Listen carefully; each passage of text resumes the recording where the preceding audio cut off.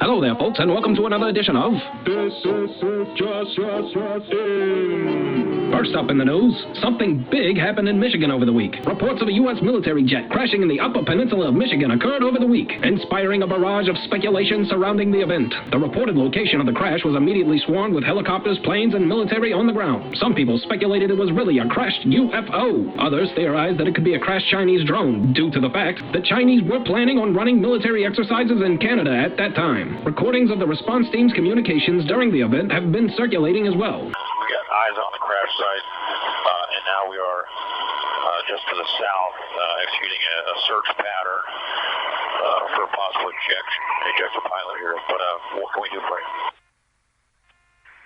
Any flames on the scene? Any fires? I got that. Negative, no flames, no smoking, no smoldering, just some charred trees and some disturbed soil. Really all we can see. One of the more interesting recordings captured the moment a police officer arrived at the scene of the crash and discovers what he describes as a crater. It also sounds as though he does not see any wreckage. Appears to be a huge crater. Yeah, the EOD had located that, as well as the A-10s. We're just trying to find any aircraft pieces in that general area. Where?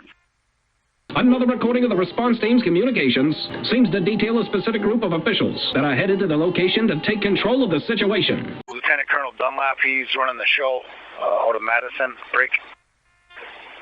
He has a 11-man team leaving his base in about 30 minutes, which includes 7 security force, a 3-man EOD team, 1 safety officer, and 1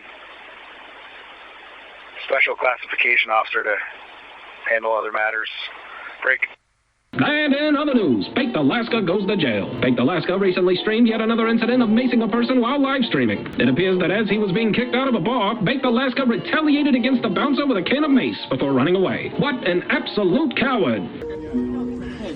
So we're not trespassing. This guy is right here. I thought you were against Biden stealing the election. So you're just sitting here trying to antagonize. No, are you taking that back? Well, I'm actually about to have you trespass. Huh? You're not removing yourself from my property. I'm not. He is moving. No, you're not. This is our property. I thought you were against Joe Biden stealing the election. And then you're blocking our entrance. But and then you're blocking our entrance. Why are you being homophobic? Why are you being homophobic? What's wrong? Wow, dude. Yeah. You're really one of those like homophobic people? It's only so you gotta get off my property and put a block on my door. It's not your property. I'm not kidding. Get out of my door now. Don't fucking quit blocking my door. Don't scream in his face. Whoa, don't push my bro. Don't fucking don't push him. Don't push him, dude. I'm not gonna cap. You fucking kidding me? You're a little pussy. Fuck you, dude. You're being a little pussy. Hey. Yeah, he attacked me. Fuck you. Chemical assault. Scottsdale. He's innocent. We have video evidence we can show you right now, Scottsdale. We have the video right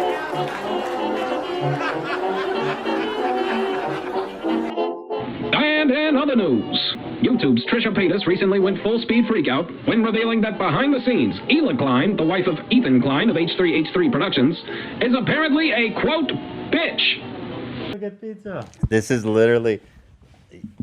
She's really upset because she was saying how Hila doesn't like her. Hila says, don't talk about me on the podcast. All I said was you should have the guest. He's like, we can't mention Hila. She doesn't want me to talk about, she's too good for a fucking podcast. Even though we were talked about, they never once consulted me at the beginning of the spring. She has a fucking podcast. I brought life to the fucking H3 channel, but Hila's too fucking good to even mention her name. I said nothing bad. I said like, we should have her as a guest or whatever. Like that. Don't even mention Hila. She doesn't want to be talked about.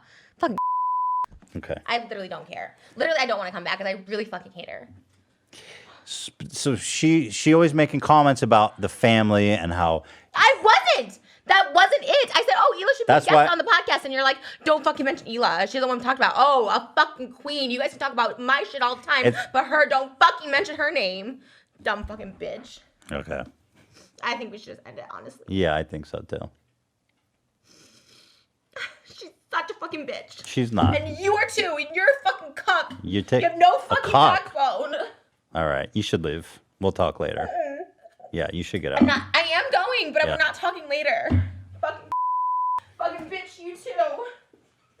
I don't care. Fucking dump me. I couldn't care less. Your family's It's not about dumping. I don't know what happened. You better just... And in other news, the week delivered more Ethan Ralph leaks. In fact, a lot of leaks. So much so that I'm forced to just highlight some interesting ones, because the majority of the leaks consisted mainly of Ethan Ralph constantly trying to convince his pregnant teenage girlfriend to engage in a threesome against her will. It's pretty gross, and the conversation seems to loop over and over. So if you'd like to see the leaks all yourself, you can check @GeniusAnus on Twitter for the full leaks. Here's just a few interesting parts I felt like mentioning. One funny moment of the leak conversation is when Ralph halted everything because he demanded a moment to let me do my lotion. In another part of the leak, a pretty damning moment for Ralph was revealed, at least for fans of the Killstream, when the Killstream host was shown referring to the people that donate to his show as simps and laughing about how he milks them for donations. The leaks kept dropping last week, and fans of the Killstream started asking questions. Of course, that did not sit well with Ethan Ralph. Someone tipped him off to the fact that even though his show was not live at the time, fans were showing up in the chat and they were starting to ask questions about the leaks. However, this did not last long, because eventually Ethan Ralph showed up and started banning anyone asking questions.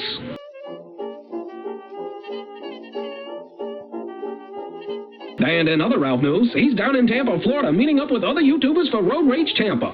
Haven't seen much in the way of live streams from Tampa. My guess is that they're aware of the high level of negative attention Ralph seems to attract on live streams. It's proven to be a massive headache. But we have seen brief glimpses of Ralph on live streams from the event. One of the few live streams we did find included Ethan Ralph once again singing karaoke. And once again, he looks weird. Socks with sandals? Are those compression socks? Is that a GPS tracker under the sock? What is going on? And in other news, the sex tape of Gada has just been leaked. Just kidding.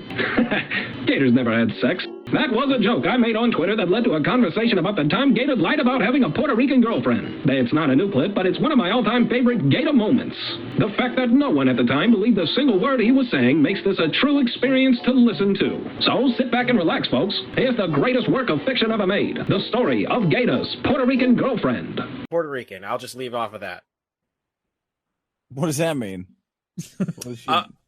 Have you ever dated a girl that's of Puerto Rican descent or a Puerto Rican mix? No. So let me describe it. So they it's talk like about their country wanting to be a state a lot or something like that. What is a Puerto Rican girl like? There's just there's something about Puerto Rican women that just they're really nice. And you have a great time, but then it's just kind of like you're sitting there one day and somebody walked over and flipped the switch from loving to Murderbot 5000. And they are just in there yelling, and you don't even know what they're yelling. You're just kind of like, am I about to get stabbed right now? What's happening? Oh, I see. Yeah. They just turn on you. Like a pit bull, they just turn. I think that might be all Latino women, not just Puerto Ricans. That problem might be bigger than you think it is. Well, it made it worse because she was my first college girlfriend, and ooh, boy, What would she do? Throw shit? Well, the story. So I was playing video games. I want to say it was Halo Reach at the time, and she got super pissed off for no reason. Just because I was playing Halo Reach instead of doing something like mundane. I can't remember what it was. I like didn't take the trash out or something. And she was just fucking throwing shit at me from across the room. And I'm just like, what the fuck? Just like screaming at the top of her lungs. Like what the fuck? Hmm. And then I kid you not, but like 3 hours later, like I go into my room and she follows in after me. And she just 100% just wants to fuck, like, out of nowhere. And I was confused. I was completely like, how did this change from, you want me to die to now you want to fuck me to death? Do you enjoy these videos? Do you want more? This just in? Well, help us grow. Tell your uncaring family, tweet it out to your loser friends, think about me while making love to your spouse. How's about a thumbs up? Maybe check out the Patreon and tip your entertainer. The more feedback these videos get, the more videos I'll make. Your mission, should you choose to accept it, is to spread the word and tell the world about... This is just in.